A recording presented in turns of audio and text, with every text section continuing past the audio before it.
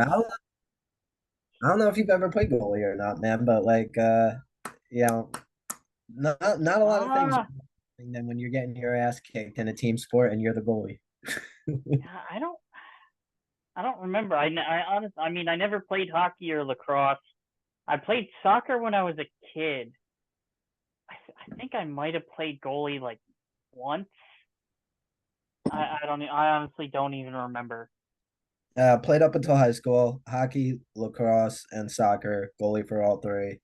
And yeah, nothing quite serves up a piece of humble pie quite like getting embarrassed in a team sport when you're the goalie, man, because everybody's looking directly at you. And Even but like they necessarily be looking at you. like during the blowout I was just talking to you about where it was 18-0 during a lacrosse match that I was a goalie for and everything. Like my defense was not helping me Yeah, at exactly. all. That's what I'm Like saying. at all, man. So they're looking at me, I'm looking at them like, what, come on. Yeah, Like you guys got to do something too. on the last line of defense, but come on, guys. Yeah. That being said, we did miss last week because we were busy winning and or losing our championship games. Yeah. Ryan here won his baseball championship. I lost my soccer one. But yeah, while we were gone, the Boston Celtics are the new NBA champions. I give them six. They did it in five. So I was a little bit wrong there, but I was kind of right in just that. I was saying throughout these entire playoff previews, every time that we do one on this episode, I've been saying that just I don't really think that anybody could touch Boston. They're eight players deep and like eight starters deep. Yeah. And just, yeah, and it was proven time and time again. Now, granted, there are a lot of teams that were injured. You can only play the guys that are in front of you. Yep. And yeah, and this is it. Hey, that's it. But uh, it is what it is with the Celtics that feels like they did kind of put together a bit of a super team there. But obviously you have to think of the fact that they won this year, coming back next year. You know, everybody, at least the teams that contended for the playoffs this year have a new shot. And honestly, you have to think the Celtics aren't going to be able to keep this team together. At least not all of it, anyway.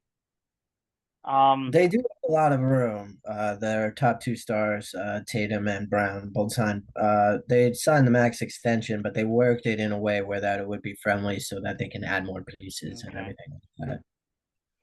So Um, yeah, not really looking like they're gonna get where. I mean, people in Boston are already talking about like a 5-year plan, like this is the beginning of a dynasty and everything like that.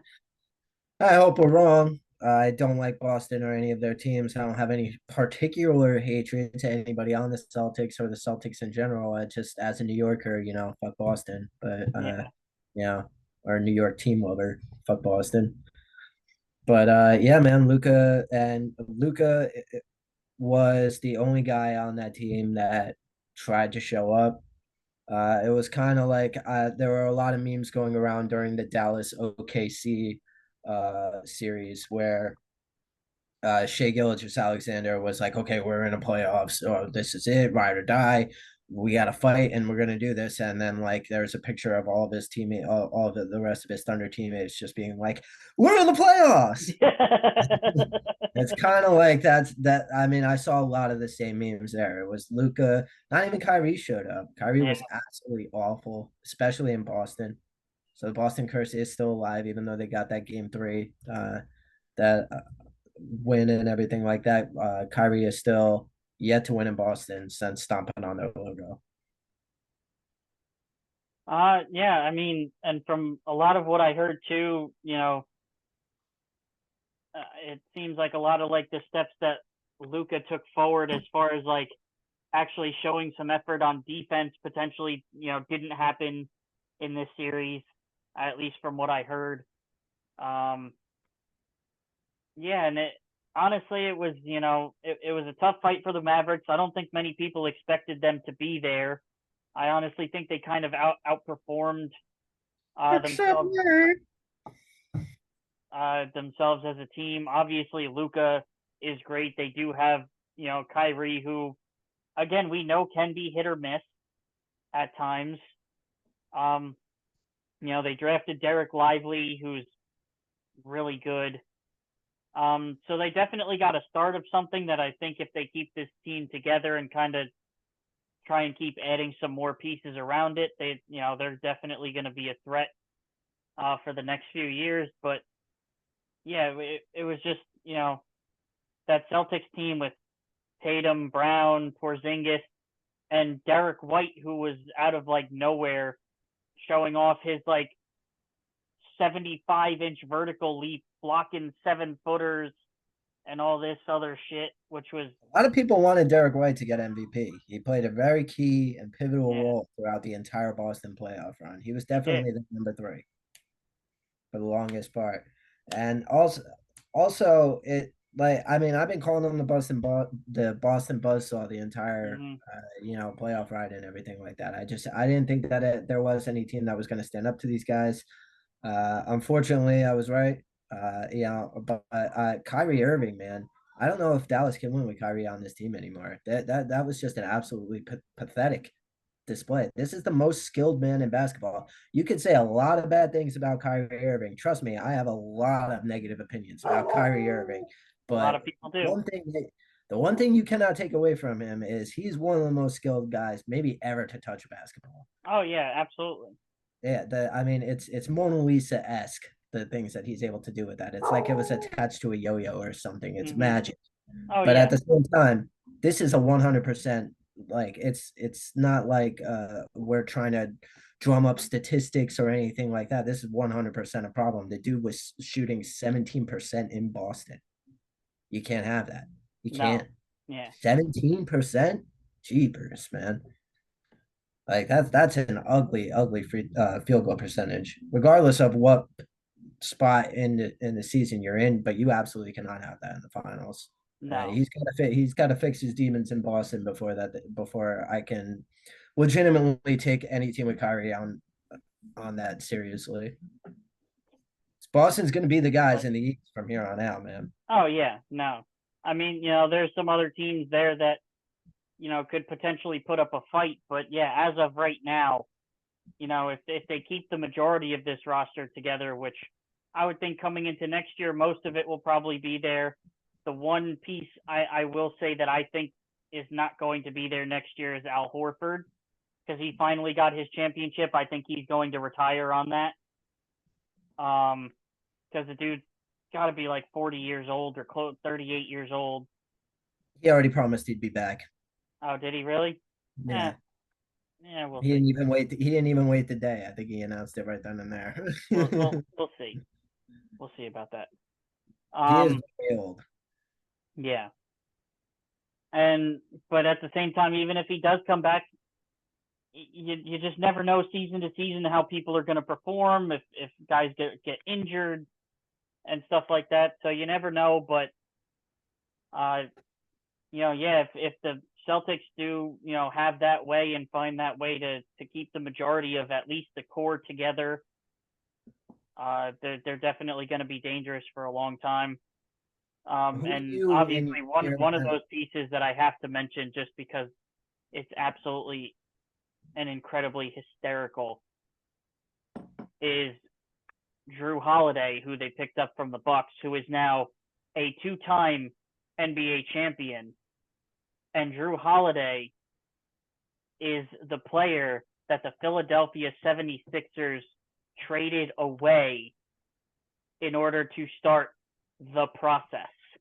Yeah, the whole Simmons thing and everything like that. Yeah. Meanwhile, he's collected 2 rings in 2 two rings. different cities. Yes. 2 different cities too.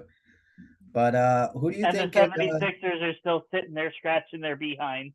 Yeah, I know you've got limited knowledge as far as like the rest of the NBA and everything like that. But who do you think could be like a legitimate contender to stop these Boston Celtics from going back to back? In the East, I mean, East, depending on West doesn't matter.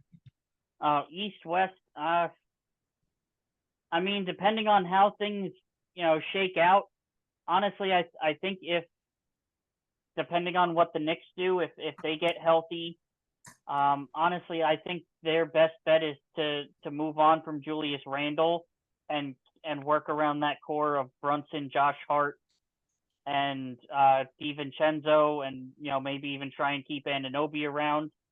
I feel like if they're healthy, they could potentially put up a fight. They got a lot of guys that are just very hard-working, gritty, grindy type of players. Um, in the East, if everybody's healthy, it's hard to say that a team of Giannis, Dame, and Chris Middleton couldn't put up a fight, because they probably could. Do they realistically stand like a really good chance? I don't know, but all healthy, Giannis is one of the best players in the league. Damian Lillard, one of the clutchest shooters we've ever seen, and Chris Middleton, when he's healthy, is just a solid like all-star caliber player. As far as in the West, I mean, from what we've seen, it's hard to think that the Denver Nuggets couldn't find a way to get it done again. I mean, the Timberwolves were on a very hot run for a while, and then they fizzled out. Maybe this experience is what they needed to kind of make a jump. Potentially they could be a team that could put up a pretty good fight, depending on do they keep that team together? Do they move some pieces around? Maybe a Karl Anthony Towns, maybe a Rudy Gobert. Do they do who knows? But those are probably the top teams for me that I would think could potentially, at the very least, give the Boston a good run for their money. All teams have made pretty deep playoff runs. I gotta agree with you on a lot of them.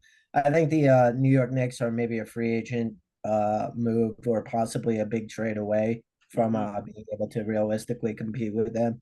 I mean, Jalen Brunson, and just the depth that they have on that team, and the way that they fight for Tom Thibodeau and everything like that, just the mentality of that team.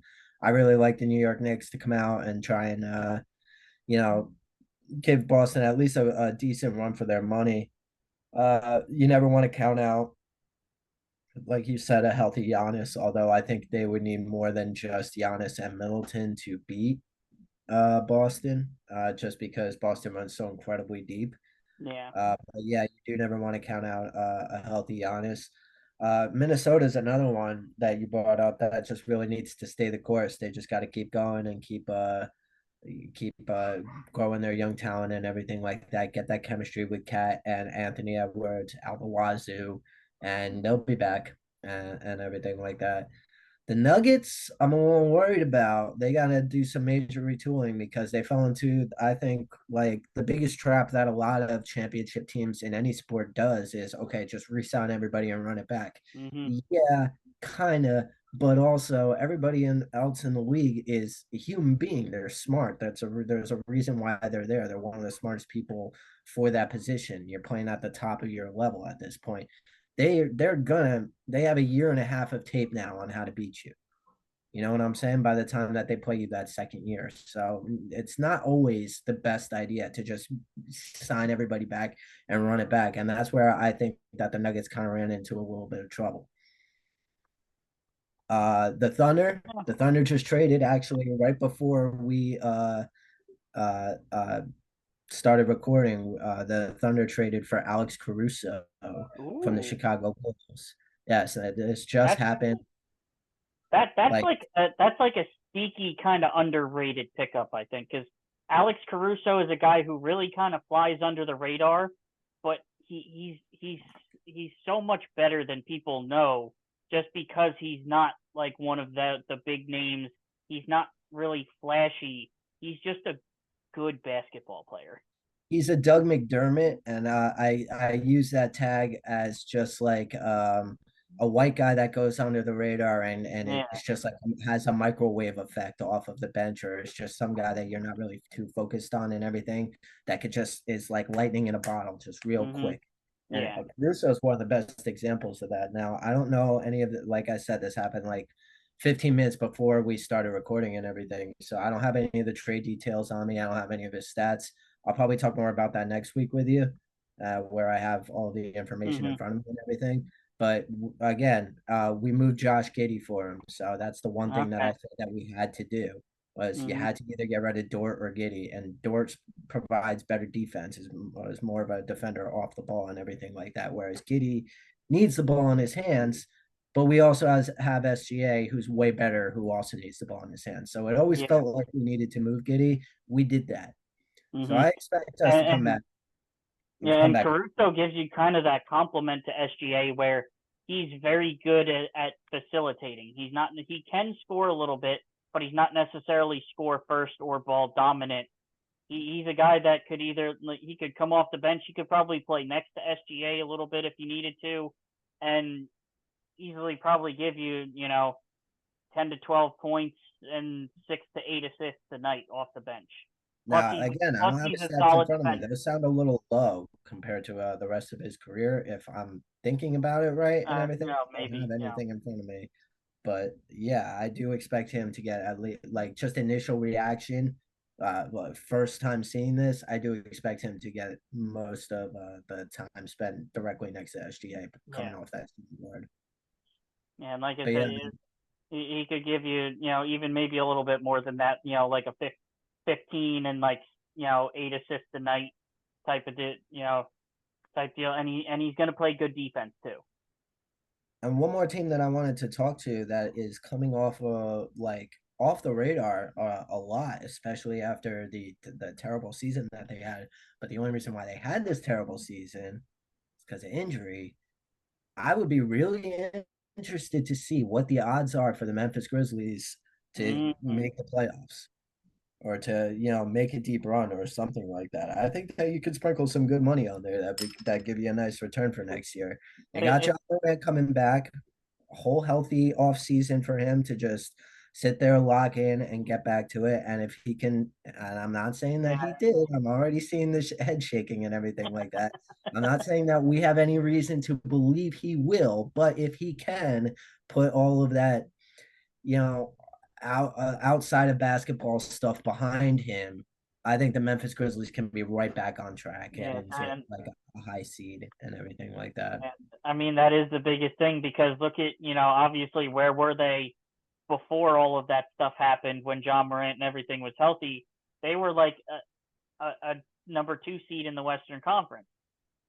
And before, Ja dealt with the injuries and then all the, you know, social media and off the court stuff. And that is the biggest thing. If he can come back, if he can get healthy, if he can put all that stuff behind him and just focus in on basketball, then yeah, that there is no reason to think that the Grizzlies won't return to that status of being a top team in the Western Conference because Right, we and know that's what I'm saying. yeah Now, but again, I am agreeing with the head shaking though, in that he has never given us a reason to believe that he yeah can put this yeah behind him.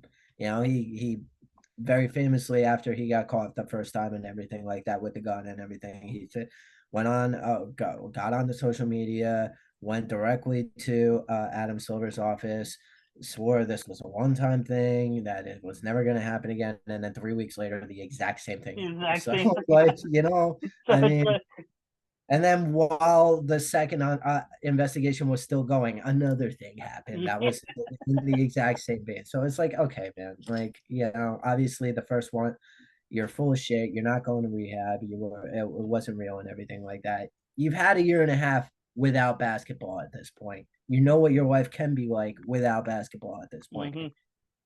Maybe that's the wake up call he needs. Yeah, maybe. Yeah. They have plenty of other good pieces there. Desmond Bain is really good. I like him. Jaren Jackson Jr. is a perennial defensive player of the year candidate. They have a really good team. The only thing is, without John Morant, that team really isn't anything special. There's no offense without him. That's the problem. Yeah, yeah. Yeah. Because not only is he going to put up 25 to 30 points a night, he's also going to be getting you 8 to 10 assists a night. Like, he's gonna score the basketball, and he's gonna dish out assists too. Jackson Jr. is he's a special guy, man. I'm glad that you're giving him shout outs and everything like that. Oh, I Triple J, love Jaren Jackson Jr. He's so good, so good. I love players, and this is because I'm primarily an Oklahoma City fan, and we have this weird fascination with really tall guys that are like tall for their position, can't really shoot, but are athletic as hell and play nasty ass defense. A la Thabo Cephalosha. I mean, I could go on and on and on with the amount of draft picks that we've wasted on really tall, lanky guys that play good defense, Even right? if they But did draft him, I don't even know if they're the ones that drafted him. not Jared Jackson Jr. No, but No, Steven Adams. Oh, Steven Adams. Yes, we did draft him. Okay. We did draft him. Also, a guy that hasn't really worked out very well, but just so you know that I know my stuff and everything, Alexei Pokachevsky. Okay. Did not Poku. exactly work out and everything like that, but he was 7'3" or whatever, and he Yeah. had played crazy defense. So we were just like, Sam Presti was like, that's the only two things I need. Come on down. So a lot of the times it works, a lot of the times it doesn't. But I'm not here to judge that or criticize that or anything. I love got defensive first guys, and Jaren Jackson Jr. is definitely one of those people. I think that he should have gotten a defensive player of the year by now, but for whatever reason, I don't know what the And hell the Gobert did. NBA is in love with Rudy Gobert for some Yeah, reason. absolutely, man. He's the fakest three back to back to back Yeah, I defensive know. player. It's so frustrating because I watched the dude play. I'm like, that is not a defensive player of The the year. That only is thing, not. because the only thing he's good at on defense is protecting the rim. He Yeah. cannot cover anybody on the perimeter If because you he's if just you're 10 simply feet not away fast from enough. the ring, he Oh can't yeah, he can't he can't fucking do it. cover you. I just If I you don't try and go at him for a layup or a dunk, he's gonna block it or stop it. Yes, but anything outside of that, you can put him in a blender and he's cooked.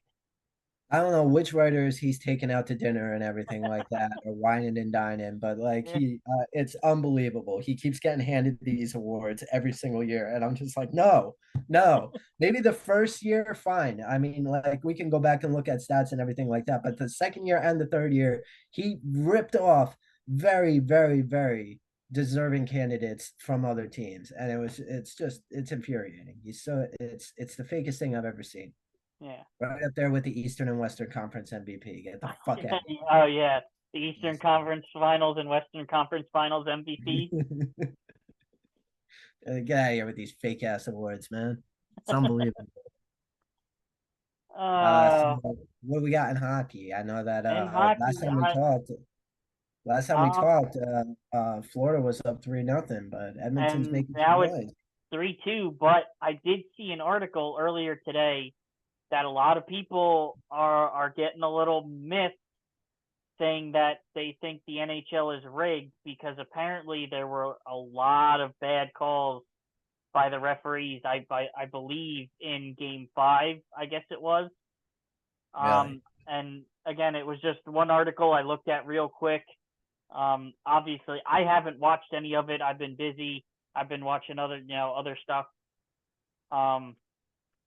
But I mean, yeah, it's crazy to think about how the Florida Panthers seem to just absolutely dominate and like push around the Oilers for 3 games, and then the Oilers came out in Game 4 in Edmonton, put up 8 freaking goals, and then come back and win. I think what was it, 4-3 or 5-3 in Game 5 to push it to a Game 6. So at this point, who knows what's going to happen? Yeah. I mean, how has Edmonton been able to stay in this series this far? Like, what has changed that much from the first 3 games where they were losing so badly to like these next 2 games where they seem to really just honestly have Florida's number? I honestly, I have no idea. Again, I haven't really been paying much attention. The only thing I did see is the Edmonton goalie, Stuart Skinner. So far in this playoffs, in every series from games 4 through game 7, is like playing out of his mind. So I don't know if it's just something where like all of a sudden he gets to game 4 and it kind of like clicks in his head that like, okay, we're getting back against the wall here. Something like we need to step up and maybe, but I don't. But it was, Stuart Skinner in games 4 through 7 in every series in this playoff. I think his goals against average is like under 2. Like he's been ridiculous. Mm. He must have heard our podcast. I think he's an avid listener. Yeah. I remember you definitively giving the goalie advantage to Florida and Bobrovsky. Not that anybody that was previewing the Stanley Cup Finals would have said anything else otherwise. Yeah. Bobrovsky has just been in a different league than Skinner this entire, basically their whole career and everything like that. It's just these last 2 games and everything. I don't know. He's stepping up where he really needs to. That's for sure. Yeah, but I think it. Well, and honestly, I don't know from what I've seen. I've been looking at the goals. Like it even hasn't even really been McDavid and Draisaitl. Like maybe they've been assisting. I didn't look at totally the assists, but like the big offensive powerhouse for the Oilers right now is Zach Hyman. The dude's got 15 goals in this playoffs run. Insane. So yeah, I've been hearing a lot of talk about how McDavid's only been really racking up the assist points. Like he's been putting up crazy assist numbers, but a lot of people just want him to be scoring more. Now, granted, these last 2 games he's done that, So yeah, it's kind of an old complaint and everything like that. But yes, I do know that the assists have been really racking up in Conor McDavid's numbers. All right. This entire series. But I mean that that goes along with they say if you want to win in the playoffs, your top line players have to find ways to get it done and put points on the board, and McDavid has done that. Whereas in the case of the Rangers, Kreider, Zibanejad, Panarin, they didn't find ways to get it done, and that's why they're sitting at home right now. Yeah, and that's unfortunate for both of our teams and everything. By the way, another trade thing since we're on hockey. The one that I informed you about. Yeah, we got Markstrom and we only had to deal Jacob Markstrom. Yep, and we only had to deal a third line defender out of it. He was mostly kind of just like our aggression guy. He was just all right, yeah. Jack Hughes is getting picked on. Go beat this guy up for us for a second. So I'm okay with it. We didn't even really. I don't think that we even traded draft picks for it. I think there might have been one draft pick involved. I don't think it was. I think it was like a mid-round draft pick. Let me check real quick. Oh no, it was. Yeah, it was their first round pick from this year. See, that's kind of where I'm like a little bit iffy on it. Only because Markstrom is just. He's not that top 10 or top 15 goalie that you're looking for to kind of push us over the edge. We have the offense, dude. I'm telling you, Ryan, we have the offense to be an elite NHL team. We do not have the defense. We do not have the goaltending and everything. We need that top 15 at least goaltender, and that's still not Markstrom, and he's also older, granted. And I think Jake Allen's contract, there's something in it where like if he plays a certain amount of games, then we owe the Montreal Canadiens a lot more money than we would have. So they don't want him to be our starting goalie, even though he was playing really good at the end of last year and everything like that. Enough to had we pulled the trigger on Jake Allen a long time ago, we probably could have salvaged the season and maybe gotten a wild card at least. We didn't end up doing that. But during the end of the season, where our season was absolutely over and there was absolutely no shot of us getting there, Jake Allen played really well. You know what I'm saying? So I'm kind of upset that we're hindering Jake Allen's progress. I think that he could have been our starting goalie if he was given a shot, or I at least would have liked to see what he had. But instead, we're going to get a guy that's 10 years older. That's not even that really much better. Whatever. Let him split the games. Let us save the money. And I guess we just got to deal with it again. It feels like it's almost New York Metsian in that we kind of just have the same problems over and over. It's all my teams: New York Giants, New York Mets, New Jersey Devils, we have these very specific problems that always stop us from being great that nobody ever cares to address during the offseason. Nobody ever cares to address. Well, you want to do something about goaltending? We're kind of like last in the league. We've got this great up. Nah, we're fine. Get Schmidt out there again, you know? Like, come on, man. Giants, for the past 10, 15 years, what have I been screaming? What have I been screaming since you've known me? Get an offensive line. Yeah. Care about offensive line, please. Just for 1 year, please care about offensive line. They never do. And what happens every single time? Daniel Jones gets fucking annihilated before he can even read a play, and we have no idea. Not well, anybody who is not either a just just all over Mara's dick and just like, oh, Giants forever. This is what I live and breathe and everything like that. Daniel Jones is Aaron Rodgers and Patrick Mahomes combined or whatever, you know, and then like just the haters and everything like that. Any realistic person who can watch Daniel Jones has no fucking idea if Daniel Jones is good or not because every single time he hikes the ball, he has 2 seconds before he needs to decide to make a play or he's going to die because there's 4 guys in the backfield and they're running at full speed at him. Like it's, And the offensive line is on the ground. yeah, New York Mets. It's been offense, offense, offense. That's all we've needed this entire time. We've always had good pitching. We've had a reliable bullpen this entire time. Offense, offense, offense, and we never get it. I don't know what it is. It seems like being a GM is really easy, and I know it's not. I know I would be like the worst GM ever, probably, but like for these 3 specific teams that I root for, come on, man. It's the answer staring you right in the face. Just do something. Do something. But no, we're not. We're gonna continue our losing ways. It's fine. Another season of mediocrity. What are you staring at me for? What did I get wrong? We'll talk about that in a minute. But I just wanted to clarify if you even remember what you said in your tirade. I had a tirade and I did remember what I said. I was coherent. Okay. So Jacob Markstrom, you know how old he is? In his 30s, isn't he? He's I read that he 34. was 33, 34, He's right? 34. Yeah. And Jake Allen, did you say something about Markstrom's like 10 years older than him?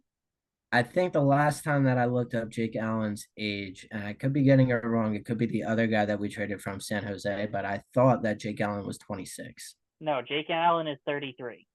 Okay. All right. Well, hand up on that. I'm wrong. All right. Kaapo Kakkonen, the guy you got from San Jose, is the younger one. Kaapo Kakkonen, the one that we haven't seen because Jake Allen was playing so well, Yes. is our young guy. So, yes, I confused Jake Allen and Kaapo Kakkonen's age. Okay. Just had to make sure you knew your own players there. There's been what 7, 8 just this year. All right, so sorry for me. Sorry to you that it's a little hard for me to keep up with all these fucking losers, these rejects that we keep putting in net. Unbelievable. Pooey. No, man. I mean, Markstrom might be older, but he is a good goaltender. If you guys can play defense in front of him, he'll be a good goaltender. Yeah, he's a good goaltender, and I don't want to take that away from him and everything like that. I'm not saying that he's bad. I'm not even saying that he's average. I just think that we need a top 15 at least. You know what I'm saying? That's just what we've been missing. If we're not going to address defense, and we're clearly not going to because we just traded one of our only defenders who was bad, by the way, but he was still one of our very few only defenders. Traded that guy away for a not top 15 goalie. So we're not working on defense. We're not working on goalie. Those were our only 2 problems. What the fuck are we working on? I don't know. I don't know. Frustrating, to say the least. I don't think it really helps us. I don't know. We'll see. I hope I'm wrong. We'll see. Yeah. I mean, I hope you're right, but I know you do. Over there. Yeah, we haven't had a. You guys keep lucking out on goal. You went from fucking Richter to Lundqvist to Shesterkin and everything like that. Everything was fucking hunky dory for you. Okay, we haven't been able to find. We didn't go straight from Richter to Lundqvist. We had a couple different guys in there. for a few years in between that were, decent goaltenders, but not great. There was an era like right after Richter in the early 2000s of, I think we had Mike Dunham for a few years. We had Kevin Weeks there for a little bit. Oh, I remember your Kevin Weeks years. Yeah. I do remember that. I do remember that, man. And that was, like the years right before Lundqvist got there. But it has been good of, going right from Lundqvist to Shesterkin. But the Rangers have, decisions to make this year. They have to try and re-sign Shesterkin, which is probably going to be a bit of an issue because he's going to be looking for a lot of money. Oh, for sure. That, for the most part, he deserves. 100%. I mean, I don't even think it's homerism for you to say he's not at least a top 3 goalie in the league. But obviously, NHL, they're working against the salary cap, which, luckily this year they did get a little bit of a bump in salary cap.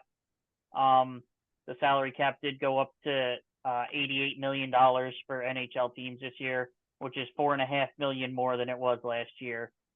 And one NBA player's contract. Yeah, like veteran minimum contract. But that's why it always trips me up talking salary between the two sports. I have no reference point. It's insane. I don't know. Yeah. But yeah, the Rangers have decisions to make. They already made one. They did waive Barclay Goodrow, and kind of gamed the system a little bit, and put him on waivers so that the San Jose Sharks could claim him, and that way they can get him off the books without buying him out. So that way they can clear that. I believe it's like $3.6 million in cap space, and they're not going to have it sitting on the books as dead cap money. There you go. Obviously they have other decisions to make. It seems pretty likely that they're going to let Blake Wheeler, Jake Roslovic, and Alex Wenberg are all going to walk in free agency, along with Eric Gustafsson. What are you going to do with Jacob Trouba? The guy has an $8 million cap hit, and from the way it seems, if they keep the way they had things at the end of this year, the same going into last year, you're going to have your captain and an $8 million player on your third defensive pair. After the showing that, he had in the playoffs. Again, he was playing on a broken ankle that probably hindered his mobility, but that doesn't make up for the tons of mental mistakes that he made in the playoffs. And that's what we were talking about last year, last podcast episode, where you were talking about, does he even deserve the C anymore? Yeah. So that, that's a decision they're going to have to make. Do they get rid of him? How do they go about that? Because I don't think anybody's going to want to trade for him, not with the type of contract that he's got. The contract, and then not only that, but like it's recency bias. Like you look at his body of work, and the past 16 games or whatever, he stunk it up. Yeah, like a very, very extremely stunk it up. So, how do you see the Rangers overcoming Florida next year? Honestly, I have no idea. I mean, the biggest thing is I think they need to find a way to get a little better on defense. They made it past Carolina. Like Washington, I kind of discount a little bit. Rangers were the better team. They beat up on them. But they made it past Carolina, and they made it to Game 6 against Florida, giving up an average of I think, like 30-something shots a game against, where they were only getting like maybe 23 shots a game for themselves. So I think the biggest thing they have to do is find a way to maybe get a little bit bigger, a little bit stronger on defense. Find some ways to cut down on those shots against. And obviously, figure out what's going on with the Stars, what's going on with Zibanejad. He had a very poor regular season, a very poor playoffs for the most part. Now, I remember also you guys were also you mentioned specifically your power play a lot. Yeah. Now, does that come down to coaching and everything, or is that the specific players? How do you think that you could fix that? Because I heard Well, that come into effect a if you lot think during the like series. the power play wasn't really the problem. The power play was fine. Obviously, it tapered off against the Panthers, but that I would almost give a little bit of credit to the Panthers because they're just a very big team that knew how to defend against the Rangers power play. They kept them to the outside. They didn't let them get to the middle of the ice and get those shots off in the middle of the ice. They weren't really allowing Kreider to do what he does in front of the net as much. And obviously, Adam Fox was playing on a bad knee. So I don't necessarily think the power play was the problem. The power play was the strength. It was always, I said it time and time again, the Rangers struggled at 5-on-5. The entire regular season, the entire playoffs, their game hinged on getting power play goals and their penalty kill being effective. Yeah, I noticed that a lot in our series against each other. Every time we played you guys, we just seemed like the faster team. Yeah. And that was a lot of my frustrations and everything with why we were always coming up short against you guys. It's like we're faster than them, we're better than them. I don't understand why we keep losing and everything like that. But again, nobody wants to keep hearing me scream defense, goalies, injuries 5, 6, 7, 8 podcast episodes in a row. So I'm not going to do that. Yeah. But that's it. That's what we need. I mean, come on, guys. Like, so fuck. obviously, like I said, big thing is defense, and you got to find somebody to play on that first line. And if you think that is the biggest issue, is finding somebody else to play on that first line with Kreider and Zibanejad for, at the very least, Zibanejad to have a bounce back season next year. Because Kreider in the regular season was good. We know what to expect from him, and he was right around there. He scored, I think, like 35 goals or so. But then it just comes down to when you get into the playoffs, the star players, Zibanejad, Kreider, Trocheck kind of on the lower end of that because he did really as much as he could. And then Panarin, and as far as I'm concerned at this point, Lafreniere, they need to find a way to be present in the playoffs and, score goals and put up assists and score points and find ways to get things done in the playoffs, which they were unable to do against the Florida Panthers. So get bigger. That's basically what you're saying. It seems like it worked for the Panthers. So yeah, that it definitely did. I mean, it's good. Their team is fucking huge, man. Yeah, I think like every single guy on that team's got to be at least 6'2". Oh no, it was finally over. I wanted to transition into something completely perfect for us at this point in time, but as of yesterday, it's over. I wanted to talk to you and see if Grimace is also your Lord and Savior at this point. No, no, we can still transition right into that. Honestly, They went on an 8-game winning streak after Grimace pitched. We just lost yesterday. They lost last night. Yeah.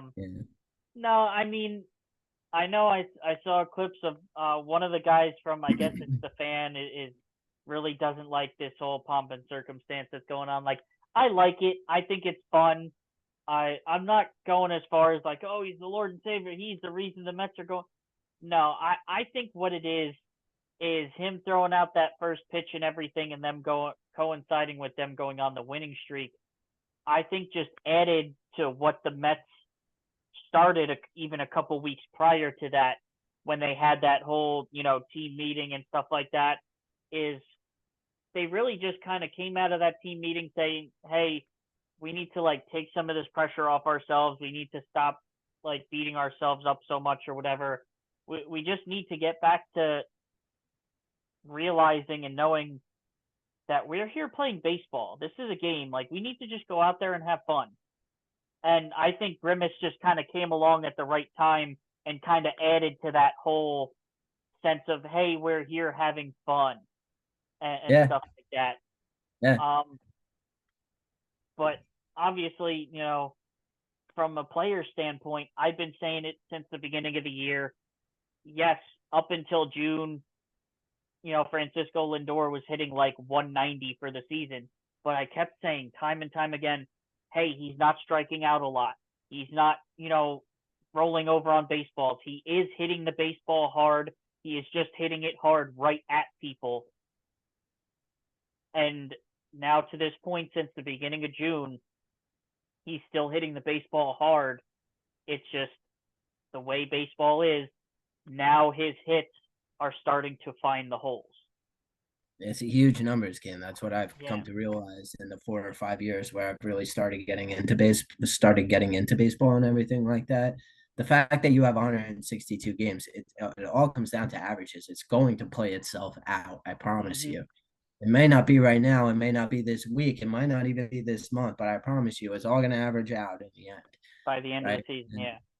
But that's what I'm kind of a little bit worried about with this whole Grimace streak, and I'm gonna be 100% upfront and everything like that with the soccer championship that I've had this week and everything like that. I'm working extra hard and everything like that because it's also just so happens to be the peak of my industry and everything like that. So money's really good right now, so I'm trying to get in all that extra work that I can. I've really been missing a lot of these games. I think I only caught maybe one or two during the winning streak, so I've been missing out on a lot of the Grimace stuff.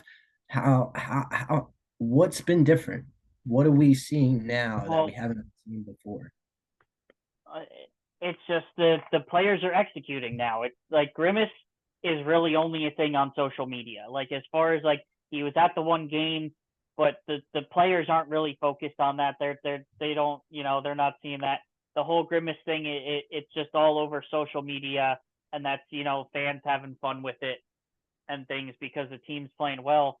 Fact of the matter is, This is what baseball is, honestly. You gonna don't try and fight it as hard yeah, as you were, man. Just lean into it. If they're saying this is Grimace is what's put us on this 8 game winning streak, fuck it. Hey, you know what? Go Grimace. All right, man. Let's keep getting them out there. If that's what the players are saying, we know it's not happening. We know yeah, that that's not the real reason. Like you said, it was the players meeting. It was them realizing that they're playing a game, trying to take it less seriously and everything like that. But if it comes down to Grimace is the reason why we're winning and we're going to keep winning because of Grimace, I want that dude out there every game. Right? They get him throw the first pitch every fucking game. I don't give a shit. Whatever the players say, that's continuing to give us these results. yeah. You know? But Because it's I'm not just, saying we're supposed to be a playoff team or anything like that. You and I have both said that this is not a playoff team. Even in the beginning of the season, we were like, this is not our year. Next year is our year. We could maybe sneak in if we yeah, play well. All right. But next year is the year that we're really going to be competing. So says Uncle Steve. So said us. So says pretty much every Mets fan you talk to. yeah. You know? But yeah, it's really just come down to the offense is executing now. The pitching has been decent enough. Uh, the entire year. Severino's been good. Tyler McGill is healthy now. He's pitching all right. David Peterson came back healthy, and he's been really good since he's come back into that rotation. Mania has been you know kind of steadily decent. The bullpen has been all right, and it's just the offense has figured things out. They kind of shuffled the lineup around. They have Francisco Lindor hitting leadoff now, and he's been thriving in that position. And the rest of the lineup has just kind of followed suit. Nimmo's hitting. JD Martinez, who's another one. They signed him late. He started his season late. May, I don't think he was very good, but again, that was basically his spring training. He is now in regular season form, and he's hitting the cover off the ball. He's hitting home runs. He's doing what JD Martinez does. Pete Alonso's hitting. Hasn't had the big home run numbers, but he's getting big hits. He's hitting the ball. He had hit like a 2-run double the other night to win one of the games in Texas late in the game. Starling Marte has been great this year now that he's healthy. He's been hitting really well. Francisco Alvarez has been hitting really well. Mark Vientos has been hitting really well outside of sliders. But again, Luis Torrens, aka who? huh? One of the two games that I watched during our big winning Oh, streak, yeah. Padres game that Tyler McGill pitched, that 5 inning one, Mm-hmm. and Luis Torrens, our backup Yeah. catcher, was hitting home runs. Like Mm-hmm. who even is this guy? He's not He's the guy Esposito. a couple weeks ago, like right before Alvarez came back from injury, they got rid of Narvaez. They DFA'd That's him what at I'm saying. oh, Narvaez and Nito, I think, are and guys. they picked him up from the Yankees. I think he's like a former prospect, like very like highly touted prospect who dealt with some injuries and then never quite got back on track. So they picked him up and he did well enough that now he's the backup to Francisco Alvarez. It works, man. Maybe all we But need is to yeah, change scenery. Vientos is doing really well. He's playing a good enough defense at third base. He's hitting the cover off of fastballs, still struggling a little bit with the major league sliders, which is he's a young kid. He's just gotta he's gotta figure it out. That's just something that kind of comes with experience of the difference between AAA pitchers and major league pitchers throwing a slider is those major league pitchers have a little more control. It has maybe a little more break, a little bit more bite. They can throw it more where they want to more and be able to get you out, make you think it's a strike when it's not. So it's just something he's gotta continue to see and work at and get better with. But you throw him a fastball, he's hitting the cover off of it. Yeah. He is still hitting over 300 overall this year. So that's good. The He's only almost made me completely forget about my like I had a huge Beatty fascination last year and everything like that. I really wanted that kid to be doing really good. Hasn't been really doing really good. He came back off that injury, and I think that he was doing poorly enough, or at least the team was doing poorly enough, where we sent him back yeah. down to AAA. I heard you saying that he's back up and he's doing second base now. He is in AAA, but they have, from what I heard, they are looking to move him to second base, which makes me think that no matter what happens with the Mets, because the Mets right now, I know it's still early, it's the end of June, you still got July, August, and September to go. But with the way the National League is going right now, the Mets are only one game out of a wild card spot. Yeah, but at the same time, it's like we've seen enough of this team where we know exactly kind of not exactly where we stand, but we know what kind of team that's coming out every single game. You know what I'm saying? Is this a team that can really make noise? I mean, maybe not, but I mean, hey, if you make it into the wild card, anything can happen. I mean, we just saw that last year with the Diamondbacks, and that's what Yeah. everybody is screaming about. But also at the same time, the trade deadline's coming up. Steve Cohen already said that next year's our year and everything like that. Do we want to punt and just try and get more pieces for next year and everything like that? Make sure that we're good for the year, or do you think that this can be a wild card team that could make noise? See, the way I'm thinking right now is depending on how the next couple of weeks go. You get to the All-Star break, see where you're at. I think a couple things need to happen in the next couple of weeks, though. Is that as much as as much as it pains me to say this, the Mets need to move on from Jeff McNeil. Yeah, They that sucks, to especially from find last year. they need to find a way to get him a change of scenery. Get him out of New York. Maybe see if that helps him. Whatever it is, because whatever's going on is just getting worse and worse and worse. And for whatever reason, whatever the coaching staff is doing, seeing, saying isn't working because he's not hitting. He's He went still from being the lifeblood of our team last year. He even had a good year 2 years ago and he had everything a like that. very good year 2 years ago, and ever since then he's just kind of been going downhill. I think didn't Um, he get what didn't he get highest average last year? Wasn't he No, the highest average in the 2 years NFL? ago. 2 2 years ago. years. Okay, 2 years 2 years ago. ago. My bad. So I think they're going to move on from McNeil. I think that has to happen. That I think is why they're moving Beatty to second base. So if the plan is to find a way to trade McNeil for whatever you can get, you'll have Because Nimmo can play outfield. Like we're what? not worried about it. Nimmo can play outfield. We're not worried about No, Nimmo's not going anywhere. He's staying right where he is. But McNeil, I think, is going to go, and they'll have Beatty and Jose Iglesias to platoon at second base for the rest of the season, which I'm fine with. You know, if Beatty can hit, if he can play second, Iglesias has been good. He's an amazing defender. Always has been. You know, Vientos seems to have locked up third base for the time being. And the two other things they need to do: stop screwing around with Harrison Bader and just let the man friggin' play.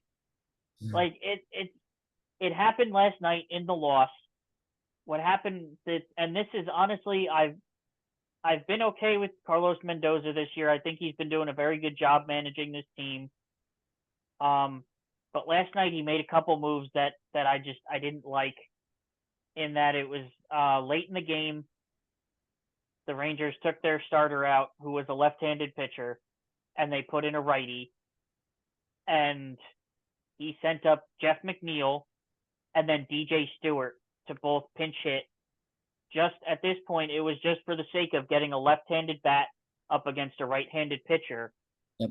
But to me, I'm sitting here thinking, like, lefty-righty matchup be freaking damned, because neither of these guys are hitting right now. McNeil's hitting 219. He's been doing nothing but make weak contact. What does he do? He jumps on the first pitch, hits a little lazy fly ball to right field. There's an out right there. Next up, so opposite of what he was. You know? Yeah. It was like the best thing about McNeil was his play vision, was knowing when to hit the ball and when to just take it. Mm-hmm. And even if it was a strike, just to take that ball and to wait for the next one, to hope to make good contact on it. Like that's what McNeil was good at, and just to see the exact opposite of it, it's jarring to say the least. It is. And then next he takes out Harrison Bader, who's hitting like 275, to put up DJ Stewart, who's hitting 184, just because he's a lefty against a right-handed pitcher, and he has some pop, he could hit a home run. Well, he jumps on the first pitch and flies out to left field. I'm sorry, but what are these guys doing in even pinch hitting? Like, that's another one. I think DJ Stewart, they need to show him the door. He was great for them last year, and that was great for him, but whatever magic he had has disappeared. And it is gone, and I think they need to find a better left-handed option and, like, fifth outfield option off of that bench, because DJ Stewart's not the answer. And I would like to see us play. You're taking Harrison Bader out of the game, who is a Gold Glove caliber center fielder. So you're sacrificing defense for offense. When, again, DJ Stewart ain't providing any offense. Leave Harrison Bader in there and let him hit. Yeah. I'd rather see a base hit or a double from Harrison Bader and have his speed on the bases than the low potential likelihood of DJ Stewart hitting a home run. Yeah, and exactly. Like, what did we bring him in here for if you're not going to let him hit and do his job? Exactly. Like, but yeah, I don't know. I think McNeil is not going to be there by the end of July when the trade deadline comes. I think DJ Stewart's another guy they need to move on from. Other than that, I think it just depends on where the Mets think they're at. If they do want to try and make a run at the wild card, I don't think they need to add too much. Maybe an extra pitcher or something. Something like that. Depending on how guys are, how guys are throwing, this and that. But for the most part, I think you try and find a way you keep Alonso, try and find a way to sign him. He's proved, valuable enough. Unless, again, if they think they're at that point where they want to move him, and somebody gets scared enough to overpay for him. I'm hearing a lot of Alonso to the Yankees, and that's been quite concerning to me. I don't think that we'll actually ever do that. I don't know, I don't know. like the history between Mets and Yankees trades, but it doesn't feel like it's been a lot. Other than that, Starling Marte is another guy. I think he's in a contract year this year. Do you trade Charlie him? Marte is a guy that's like meant to be traded, so get ready for him. Yeah. I could see that, but again, they have prospects in the minors right now that are doing pretty well. You have Acuna has been playing some outfield. He's doing pretty well in the minors. If they do move on from Alonso, they do have Ryan Clifford, one of the guys they got in the Verlander trade. Average hasn't really been there in the minors right now, but he has like 6 or 8 home runs over the last couple weeks. Right. So his power numbers are there. But it's just going to have to be a wait and see, how the next few weeks go and what the Mets are feeling at the time. The Yankees actually have made trades with the Mets, including what we just talked about, Luis Torrens, who we got for cash. Mm-hmm. And then before that, it was Miguel Castro for Joely Rodriguez. Kind of seems like we got ripped off. Yeah, considering I have no idea who Joely is. Kendall Coleman for LJ Mazzilli. Oh, yeah. He was a prospect that just never worked out. Gonzalez German for cash in 2014. And then the first ever one, 2003, Yankees trade Brian Biconda, Jason Anderson, and Anderson Garcias to Mets for Armando Benitez. Huh. Good old Armando Benitez. That one I actually do remember. What a freaking lunatic that guy was. Oh. I guess because of his colorful attitude and everything like that, that's one of the things that does spark memories from my teenage years and everything like that. But he was something. these guys, I haven't heard of any of them. But yeah, I mean, it just really, depends on what the Mets are thinking. They definitely have some trade pieces that, could fetch them some decent prospects to build up that minor league system. And honestly, again, depending on what their thought process is, Luis Severino could almost be a very, very big trade chip at the deadline, because from what I've heard, there's not going to be much available starting pitching at this year's trade deadline. So if the Mets were really feeling it and really just wanted to say, hey, we're, either we think even without him, we could potentially at least sneak into a wild card, or we're just not really thinking about even making the wild card this year.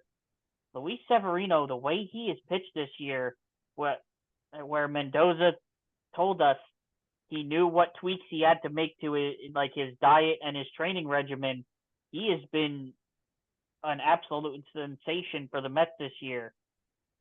There's a lot of teams in the wild card that could be using pitching like that. That would overpay. He could be the most important trade chip for the Mets this year, because, like I said, there's potentially not going to be a lot of available starting pitching for those playoff needy teams at the deadline. And Severino could be a guy that they could really, really leverage a team to make them overpay for his. Yeah, I love that. I'm down for that, especially if the market is that dry and everything like that. If Luis Severino is your best option, I guarantee you could get a team like the Royals or the Cincinnati Reds that are like one of those fringe teams that are just missing a little bit of pitching that could just get them right over the edge. You could really force their hand and say, hey, you want a starting pitcher, we got him, but it's going to cost you your like third best prospect, or something like a top 3 like blue chip type prospect that is organizational changing, like it seems Acuna and Clifford and those guys could be. The Mets could put a stranglehold on some team to really to give up an elite prospect that they potentially wouldn't in any other situation. Right, that they wouldn't have. Mm-hmm. And I'm down for that. Like I said, as long as it keeps in with Uncle Steve's vision and everything like that. Yeah, I mean, we'll see. We'll see. So we talk baseball, we talk hockey, and we're in like the summer doldrums where like there's not really going to be a lot of sports going on except for baseball, and we happen to be Mets fans, so that's kind of hit or miss any during week. You know what I'm saying? That is true. Yeah. So football, is there any kind of Cowboys Uh, talk going on? Is there I any? mean, nothing. No, nothing that I've really heard or paid attention to. It's gonna be what it is. I think it's gonna be a tough year for them. They're really trying to remake the offensive line. Uh, Dak Prescott, who the hell knows what's going on with him? He's gonna be in a contract year. We're going to be talking a lot of football at least next week because that's when Hard Knocks drops. And that Okay. Giants will be on there and everything like that. They're going to be talking a lot about the offseason, a lot about the Brian Burns trade, a lot about why they took Malik Neighbors instead of another quarterback and everything like that. Which, by the way, I'm going to say this for the umpteenth time and everything like that. That was the right move. You had to take Malik Neighbors instead of the fourth best quarterback to try and reboot your franchise. Okay, we know that subpar quarterbacks do not work in the draft. We tried that already. Hey, it's Daniel Jones. Do you see him? He's right here. He's right here. Okay, it didn't work. So let's not try that again.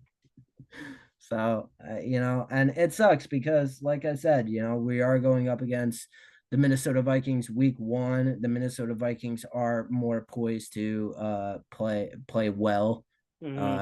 JJ McCarthy has Justin Jefferson to throw to, has an amazing running back to hand off to, has the purple people eaters to back him up. So he's going to be successful. So it's going to be really hard for us to not be like, we should have took JJ McCarthy instead of Malik Neighbors. But I promise you it was the right move. And I want to hear that on Hard Knocks next week. I do. I really do. I want to hear that on Hard Knocks next week. This was the right move. The only people that we could have traded up for were the Patriots. Chicago was all in on Caleb Williams the second that they got the first overall pick. The second that they got the first overall pick. From everything I've been hearing out of Bears training camp is that it's not working out well. Yeah, well, I mean, it's not working out well now, but from the second that they got the first round pick, Caleb Williams is our guy, yada, yada, yada. There's nothing that you could say or do to get us to trade that away. Okay, that's off the market. So let's go to number two. Who's got the number two pick? Washington. They ain't trading with us. I promise you they ain't trading with us, especially for a quarterback. They ain't going to do it. Okay, so number two is out. Number one is out. Number three, we're the Patriots. Okay, and we're number four. Okay.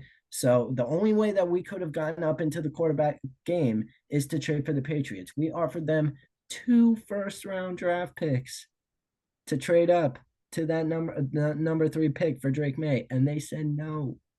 They said no. What do you want us to do? The GM tried. Okay, it didn't happen.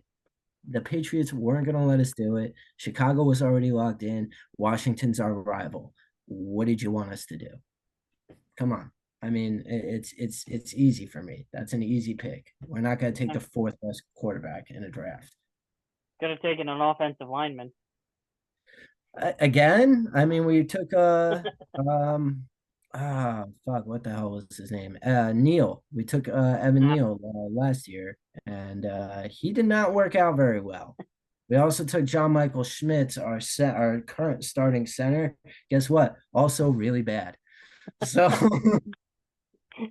so kind of hard to say, hey, focus on the offensive line when you did that already, and then it didn't really work out very well, So yeah, Andrew Thomas. Remember when you guys drafted Eric Flowers and thought he was going to save your offensive line?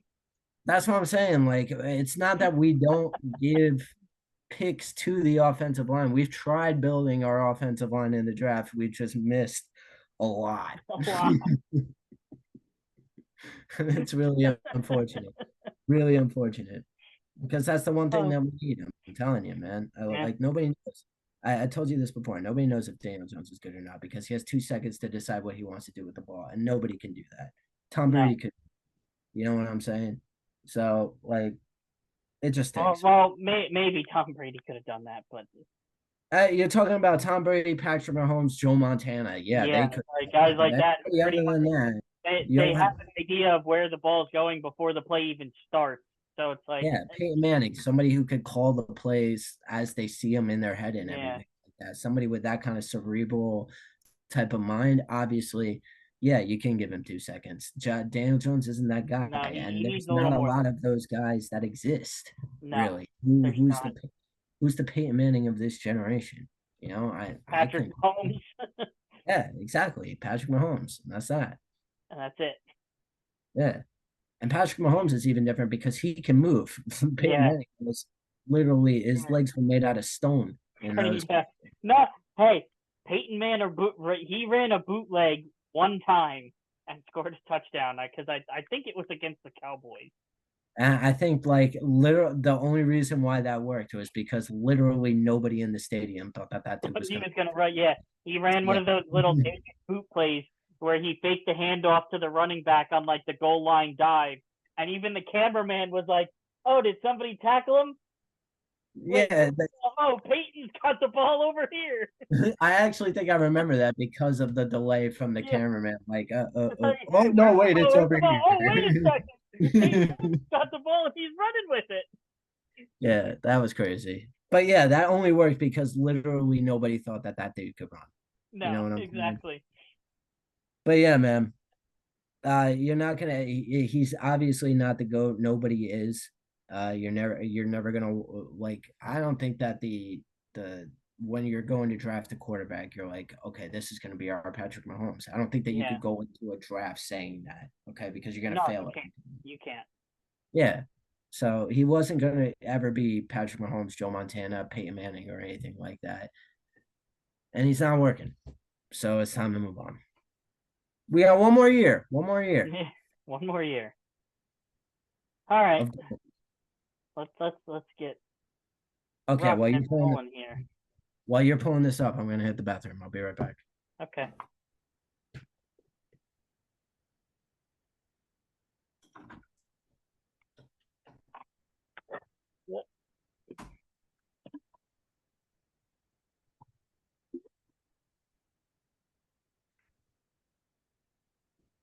I'm here.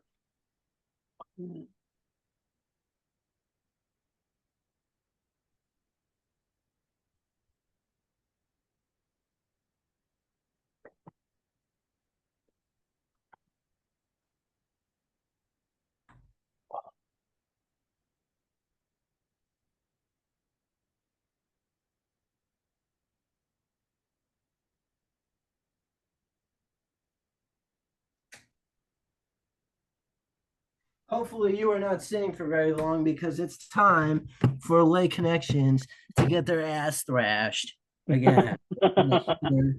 We're on a winning So streak. are Actually, we playing. going with the regular one, the Hall of Fame, or both? Let's do the regular one, and then if we win the regular one, we'll do the Hall of Fame. If we Okay. lose the regular one, we count our losses, cut it out, and because we're not going to win Hall of Fame at that point, obviously. Fair enough. All right. All right. So This week we have Allen Iverson, Manu Ginobili, our favorite Rudy Gobert, the Moses best defensive Malone, player in the world, apparently. Stephon Marbury, Luis Scola, Luis Scola. Robert Parrish, Anthony Davis, Emeka Okafor, Goodness. Domantas Sabonis, Carlos Delfino, Oh my goodness. Richard Jefferson, Buck Williams, Nikola Jokic, Andres Nocioni. Nocioni, and Dennis Rodman. Figured I'd help you out with that one because I knew you weren't going to get it. Yeah, no, I wasn't going to get that one. I actually don't even remember what he played for. He was a bench player like throughout his career. Let's see. They got him in, it looks Phoenix like attire. a Knicks uniform, maybe? No, it's purple, so it's either Phoenix or No, the Kings. that's not purple. It's not purple? No, it's white with like blue and orange. It looks like that could be a Knicks uniform It looks like white and purple to me. or a Thunder uniform. All right, fair enough. He wasn't on the Thunder, I'll tell you that much. All right, so let's go back to names. All right. I have absolutely no idea what any of even the obvious one is. Is there anything obvious here? Yeah. I'm looking at AD. I'm looking at Jokic. And I'm looking at Rodman, and I'm thinking like something defensive, either opponent's field goal percentage or blocks or steals or something like that. No, there's no Jokic. Don't play defense. Jokic plays defense when he wants to. No, that no. We're not. Absolutely not. All right, all right. Ain't no way. I'd like to hear yours. I thought that Luis Scola would be a part of that or something when it came down to like rebounding or something like that. I don't know about that. If we were talking defense, I'd put Rudy Gobert over like rim defense than anybody else. All right, what about Scola, Delfino, Okafor, and Nocioni draft busts? Were they in the same draft class? No, they weren't in the same draft class, but I don't even know about Nocioni, but I know that Delfino, Scola, and Okafor were at least top 15. Okafor was number 2. I mean, Anthony Davis was a high draft pick. Allen Iverson was number 1 draft pick. Yeah, but Davis and Iverson aren't busts. Oh, you're talking about like draft, but Yeah, top 15 picks that flopped. I don't know. are there any other ones that you could put it in Those are that? the two that popped up immediately. I'm also seeing something with good defensive guards in Ginobili, Iverson, and Jefferson, but I wouldn't have anything Well, else. no, Jefferson wasn't a guard. He was a 3. He was a small forward. I thought he was a shooting Yeah, guard. nah, he was a small forward. He Okay, could fair enough. he didn't learn how to shoot until the end of his career. Did you ever see Okay, Richard Jefferson when he played in New Jersey with the Nets? I might be confusing him with another net then, because I thought that Richard Jefferson was like a 3-and-D shooting guard. No, he Okay. was a Duncan D. He was a Duncan D small forward. That was Fair all enough. he could run and dunk. That's about all that team could do was run and dunk. The only shooter they had on that team was Kerry Kittle.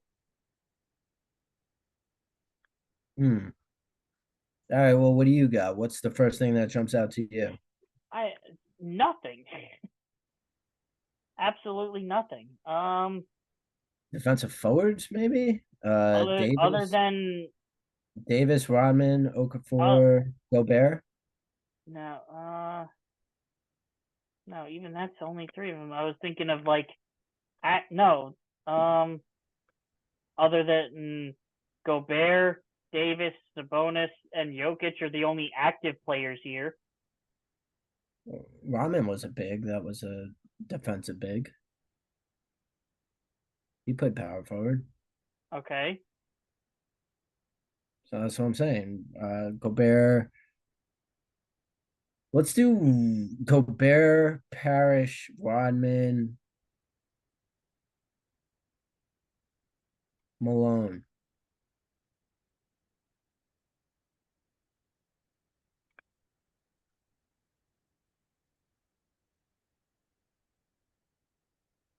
Defensive. We're one One away. away from something. I'm thinking blocks or opponent field goal percentage or something like that. Something defensively.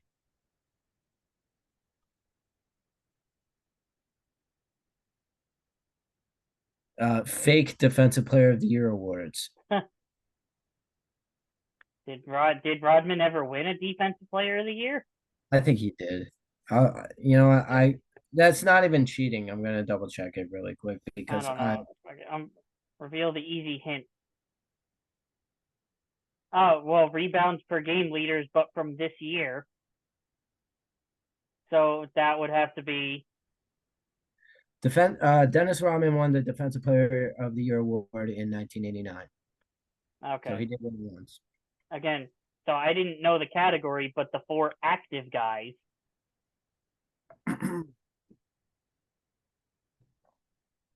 Well, wait, what was the hint? I missed it because I was looking It up was Rodman. the rebounds per game leaders from this year. Oh, okay. Then So yeah. again, I saw it. I'm like, these are the four guys that are active players right now. Okay. Fair enough. Um, okay, so who did you say before? We were run away with Parrish, Malone, and Rodman, and you said Gobert. It's not Gobert. So what else could these guys have in common? Because it did say we were one away, and obviously the one we were missing, we now know was Gobert. It's got It to should be. shouldn't have It's been. got to be defense. Moses Malone and Dennis Rodman were almost entirely defensive players, just locked down, amazing D Yeah, guys. and yeah, Parrish I think was a defensive guy. Parrish just won a bunch of rings with the Celtics back in the Yeah, 70s. I don't really know what the hell he did. I think he was defense. So who else here is a defensive big? Okafor or Buck Williams maybe? I don't know who Buck Williams is. I'll be hand up, hand up. Yeah, I have no idea I who don't know. Buck Williams Okay, is. What's the next hint? Thing is like Argentinian. Argentinian players Delfino, Nocioni, Scola, and Ginobili. and Ginobili. There you go. There we go. Okay. I feel like we should have seen something like that. Okay. I didn't even think nationality. No, you never do, and that's all right. I So thought what it was else? some religion too, man. What could any of these? Iverson, Marbury.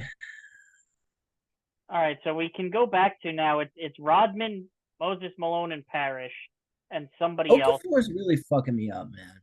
I think it's got to These are be Okafor seven. or Buck Williams has to be in that category. These are seven elite defenders, and I'm just going based on like I think Buck Williams was one. Okay. I mean, we have mistakes. So do we want to try that? Because again, these three were one away with somebody we We have don't know. mistakes, so it'll be okay. But it's usually like okay, all-time offensive rebound leader. Offensive rebound Yeah, leaders. Okay. So then yeah, what's last one? AI, Marbury, Okafor, and Jefferson? third overall picks. Oh, are they? Yeah, I know Okafor and Iverson were. Okay, so maybe it is. Oh, No, played for the okay. 2004 U.S. Olympic team. Okay. Okay. Wow, that was a terrible team. Okafor made the 2004 USA team. Wow. Yikes. All right, well, let's try out the Hall of Fame one then. All right, let's go. I'm Let's ready. go. I don't know why my computer is lagging so much right now. You're trying to do too many things at Maybe it's once. just my internet. All right, get started. Oh, Jesus Christ. They have two guys that don't even have pictures. Oh no, I don't know who they are either. Okay, so we have LeBron James, Tyson Chandler, D Wade, Marcus Morris, Jason Richardson, Anderson Varejao, Love it. Wiggins, Eddie Curry, Austin Day, Kwame Brown, Embiid, rest in peace, Kobe Bryant, Kareem Abdul-Jabbar, Pau Gasol, Dexter Pittman, Christian Braun, Tim Duncan, Chris Bosh, Big Z, Zydrunas Ilgauskas, Scottie Pippen, Markieff Morris, Vlatko Konchar, Jared Dudley, Jason Capono, and James Jones. Okay, hold on. Time out. I might be seeing one right away. The starting five for LeBron's first title. That was LeBron, Varejao. No. It was No, he won his first title in Miami. He didn't win one in Cleveland the first time. Didn't he drag a really bad Cleveland team somewhere? To the finals, but they didn't win. His first title, you had LeBron, you had D Wade, you had Chris Bosh, and I don't think the other two are here. Mario Chalmers, and I Yeah, can't remember who the so center was. not that. But hold on, right? LeBron. Um, who the hell was I thinking? James Jones.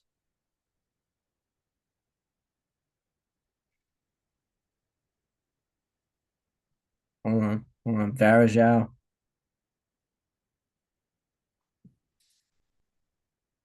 Kwame Brown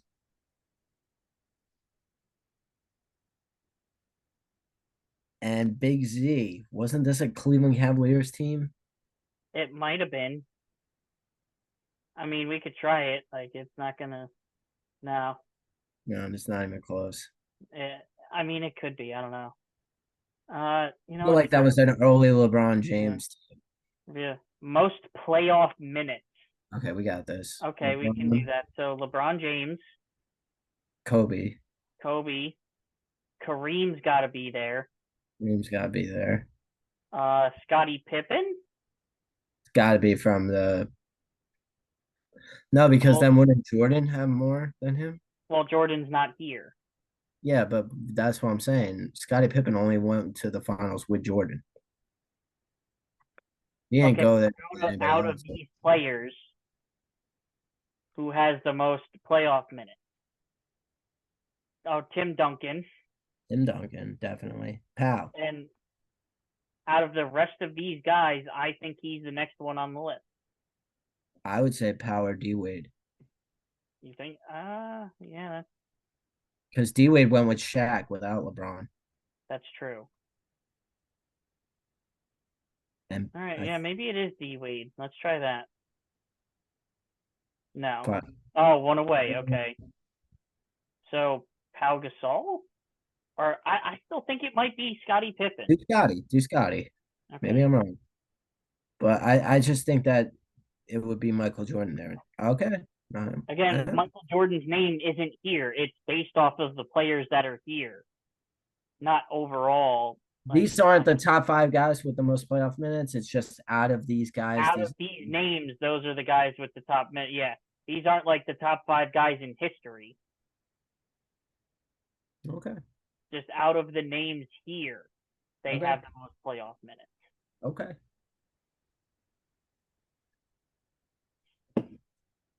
All right, let's see. Hand up. Do not know who Dexter Pittman, Christian Brown, Austin Day, and that's it. I don't know who those guys are. Oh, and Vlatko Kankar. Don't know who that guy is either. Oh, hold on though. Sounds Brazilian. So does Anderson Varejao. Maybe we got Brazilians around here. Capono sounds Brazilian. See, now I'm being racist. Yeah, you're being. All right, okay. What's the next? Went to Kansas. Okay, so Embiid was a Kansas guy. Mm-hmm. Who else? Was Wiggins a Kansas guy? I think he was. I believe I'm pretty sure Wiggins is. Outside of that, I have no clue. Did the Morris twins go to Kansas? I don't know. I think they might have. I don't know where any of these is. I think the Morris twins might be in there. I feel like they went to Kansas. And after that, I have no freaking clue. I'm trying to think of a really obvious one. Wade didn't go to Kansas, didn't he? I don't think so. I don't know. Chandler? No. All right, let's try the next hint just to see. 2001 draft picks 1 through 5. 2001, Jesus Christ. All right, so older guys. Who was 2001? Gotta be Kankar. It's gotta be Kankar's gotta be in there. So no, no, he says no. I got no. this. It's not Conchar. I think it's Eddie Curry because he's old enough to be there. Jason Richardson is old enough to be drafted back then. Varejao, I think, is old enough to have been drafted back then. So I don't think so. We're talking 20 years. Varejao wasn't 20 years ago. All right, so Ilgauskas I don't know. You're missing or the maybe obvious. Pau Gasol You're missing the obvious one. Kwame Brown was the number one pick there in 01. in '01. Okay, Early 2000s. I think it was '01. Might have been all right. '01. Trying to think about like who was would have been good back when I was in high school. Who was I going for in high school? That's why I'm trying to think. I think Eddie Curry was probably there. Richardson was No, no, no. You're going way too late. Pau Gasol was definitely there. I remember that. okay. Ilgauskas Oh no. because LeBron was drafted in what 03 or 04, and For Ilgauskas was on that team already. So that's why I'm thinking he might have been 01. maybe, yeah, no, you might be right. Eddie Curry, Kwame Brown, Pau Gasol, And Austin Dent, I think, is Downstairs. too young. You're right, and yeah, Varejao wasn't that far back. I think Tyson Chandler went too. Wasn't it between like Tyson Chandler and Pau Gasol for the two big men? Was it? I think so, yeah. I don't know. I don't think so because Tyson Chandler was on the Knicks way later than that. Because he was on the Knicks with Carmelo, and he was in like the prime of his career at that time, and that was like 2010. Also, I'm thinking Jason Richardson too. Jason Yeah, Richardson. that's what I'm thinking. Either maybe Jason Richardson or Austin Day. I think might be the only guys that could be, or James Jones. I don't know who James Jones is. James Jones played, I think, for the Cavaliers for a while. He was like a role player. Try Jason Richardson and see where we go. Okay. No. Oh, we're one away. So who isn't the one that should be there? I'm telling you, I think it's Chandler over Ilgauskas, but it It's might be not. No, there's Chandler. no way Chandler was drafted in 01. He's not that old. At least I don't think he is. All right. You know what? Let's give it a shot. Why not? I I don't. mean, no, it doesn't have to be Jason Richardson. It could be. I Who do know you? Kobe Brown was number one. I know Okay. Gasol was in there, but I don't. So maybe not Ilgauskas then, So put or in not Eddie Richardson. Curry. No, I think Eddie Curry was in there. I think take out Ilgauskas, put in Richardson. Put in Richardson. All right. Let's go. Let's try that. Hey, Hey, there we go. all right. Hell yeah, let's go. All right. So what is it? Went to Kansas. Who When are the I, guys that went to Kansas now that we have three more guys off the board? it's definitely Wiggins. You said Embiid. Yeah. Embiid definitely Wiggins. Um, not Varejao, not Ilgauskas. I can't believe I'm blanking on Wade and Bosch. I should know that. Yeah, I feel like the Morris twins, I think, went to Kansas. It would kind of make sense. I'd You like to know see what? the other end. Yeah, most games as teammates with LeBron. Okay. So That's we what got I've been Bosh, we seeing. got Wade, Bosch we and Wade, got Ilgauskas, Ilgauskas, Varejao, and Dudley. and Dudley or Jones. no, I don't think it's Dudley. I think is it because he's in Cavaliers gear, Marcus Morris. So I I think don't it think could, he but no, had. I'm pretty sure he went to Kansas. I don't think that he had a Morris twin. No, I maybe don't not. think that. So it's I don't not think that Christian he ever had Brown that. because he's the guy from He's like the backup center in Denver right now. I have no idea how you pulled that out of your head because I don't even know who Christian Brown is. That's wild. He's the Um, backup center for the Nuggets right now. It's not Conchar. It's not Embiid. It's not Wiggins. It could be James Jones. For all I know. I think it's James Jones or Jared Dudley, man. But you could be right. It could also be Marcus. Hey, Oh, there we all go. right. Right. Okay. All Okay, right. so let's try the Kansas guys. Joel Embiid, So Wiggins, the Andrew Morris Wiggins. I'm twins. pretty sure it's the Morris twins, And then let's and which of these guys just doesn't maybe Christian Brown. I know nothing about Christian Brown. Let's try that. It could be. It might be him. Let's see if that works. Wow. All right. Oh yeah. So this has got to be This is the hardest hint here. not So yeah, what let is me it? see It's Austin Day, Vlatko Konchar, Jared Dudley, Jason Capono, and Dexter Pittman. I gotta say non-American. Something about being non-American ball players. I know Yeah. Austin Dace. I One is don't know Austin. Jared Dudley not American? No, but Kansar, Capono, Yeah, and Conchar is definitely not. I forget where he's from, but he's not. I was thinking Brazilian dudes again. But Austin Day? He's not an Austin Day American? doesn't sound even remotely Brazilian. No. What do you Uh, got? What do I you have think? no idea. Conchar, I know he was on the Grizzlies for a few years. And then I think that's really all he played for. He wasn't around for very long. I'm thinking something like maybe all these guys were like second round draft picks or something Fouls. like that. I don't know. Let's see. What was it? Most fouls per game. Won a One of ring them without scoring in the playoffs? never, ever, ever, ever would have gotten that one. No, Also, who the fuck is just Dexter? that was Dexter Pittman, who had no Yeah, picture. he has no picture. I It's have just no Dexter. clue who that guy is. Neither does Lay Connections, apparently. Shit's wild.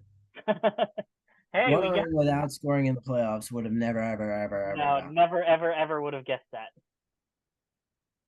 No, sir. Not me. Not Kyle. No, especially again considering a guy that nobody's ever heard of.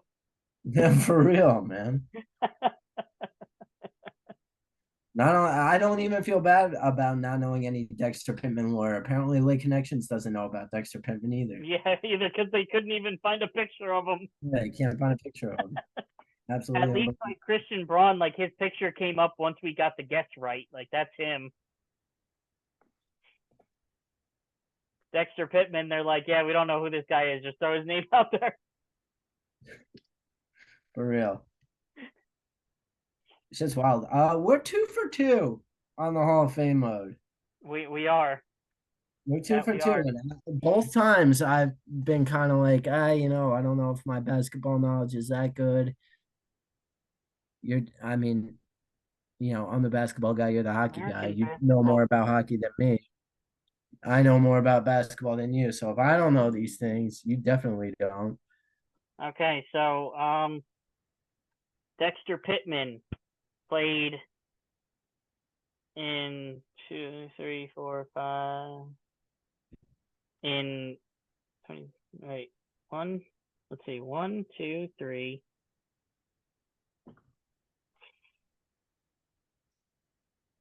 4 seasons in the NBA and Whole won his seasons. championship on one of those Miami teams. Crazy. He was Didn't a score a second single round point. pick picked by Miami in 2010. Only played a total of 50 games Didn't score a single point. in 5 years. Wow. Yeah. The most he ever played was 2011, 2012. He played 35 games averaging 8.6 minutes per game. Yikes. Literally a victory cigar. He came out when the game was way over at that point. Oh yeah, exactly. So who do you got for us tomorrow, big guy? I mean, not tomorrow, next week. I'm sorry. Next week. Well, we by then we'll most likely, well, definitely know who our NHL Stanley Cup champion is. You can talk about some football, or we can, figure some stuff out there, have a little conversation about that. You can talk about Hard Knocks. I'm going to be talking a lot about Hard Knocks, especially the first episode. I think it'll be due out by the time that we're recording. So expect a lot from me about that and my reaction and everything like that. Expect a lot from you on your Stanley Cup Finals review and everything like that. And as always, definitely follow us. Yes, Right? and we'll give an update on the Mets, and we'll try and expand on our baseball talk a little bit. Talk about some We other. definitely have to do that. We got to be better fans. Yes. It's the only thing we have in common. We got to do this. All right, dude. All righty. Yep. Follow us down here, and we'll catch you guys next week. Until next time. Later, babe.